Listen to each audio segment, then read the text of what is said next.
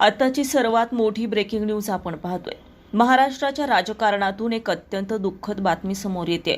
आज सकाळी 9 वाजेच्या सुमारास अजित पवार यांचे बारामती येथे झालेल्या विमान दुर्घटनेत दुःखद निधन झाले। या घटनेमुळे संपूर्ण महाराष्ट्र शोकसागरात बुडाला असून राजकीय सामाजिक क्षेत्रातून हळहळ व्यक्त केली जाते। आज महाराष्ट्रासाठी अत्यंत शोकाकुळ वातावरण आहे।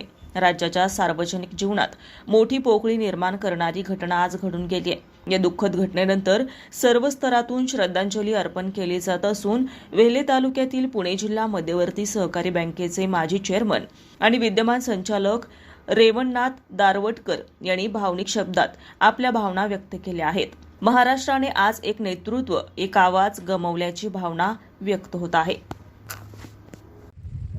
विंझर गावामध्ये अजितदादांच्या श्रद्धांजली निमित्तानं तालुक्यातील अनेक कार्यकर्ते या ठिकाणी उपस्थित आहेत। खऱ्या अर्थानं एक महाराष्ट्राचा बुलंद आवाज आज दुर्दैवानं आपल्याला सोडून देवारे देवाघरी पोचलीत। मी गेले 38 वर्षे जिल्हा बँकेच्या माध्यमातून असेल, तालुक्याच्या सभापतीच्या माध्यमातून असेल, जिल्हा परिषदेच्या माध्यमातून असेल, गेले 38 वर्षे त्यांच्या बरोबर काम केलं।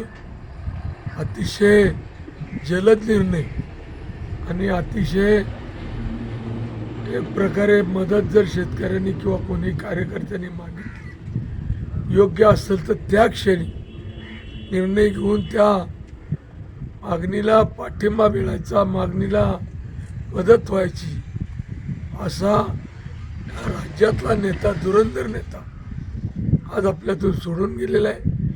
वेल्हे तालुक्यातील, राजगड तालुक्यातील तमाम जनता या दुःखामध्ये सहभागी होऊन मृत्यूच्या सद्गती लाभो अशा प्रकारची मी परमेश्वरचरणी प्रार्थना करतो।